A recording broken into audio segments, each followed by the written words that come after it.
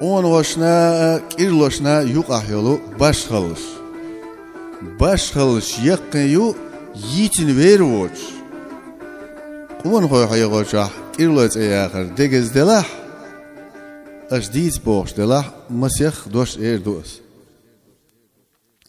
Onha qom serlon nurdu. Kirlo qomasidoy muryolumyu. Ona şiye qom doldeş hanal uvu. Kirlo şiye qom naq oldeş yamert quvu.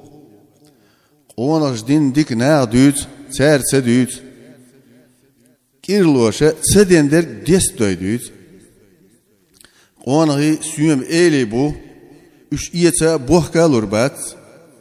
Ser doş duysa biçe lamsın çoğdu.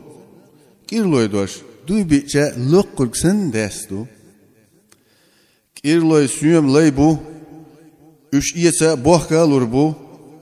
Ser dagtah saqdu, mıhtah qidu. Suam dolçah qilbdu. Çigah gullella xardangi erdangi. Muhbelç kondırsın, som qaçic yovdur yoş. Qonği orz diyoqçah halıq bu.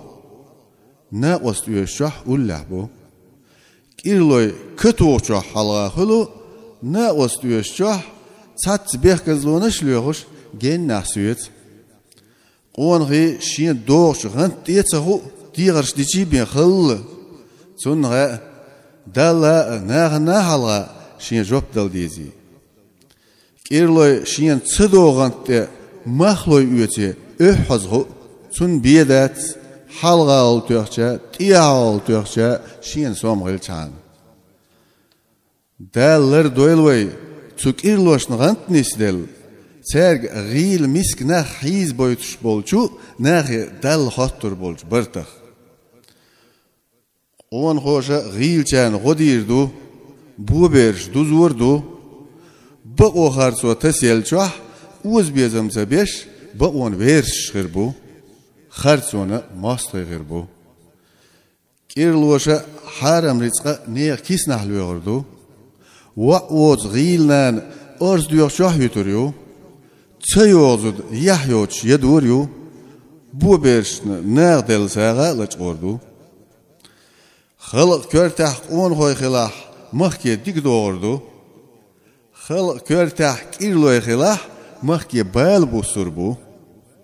On hoş diyendik nağz duyurdu. Kirloş bi an bala üç boda böd. Xalqan koçh bu surbu.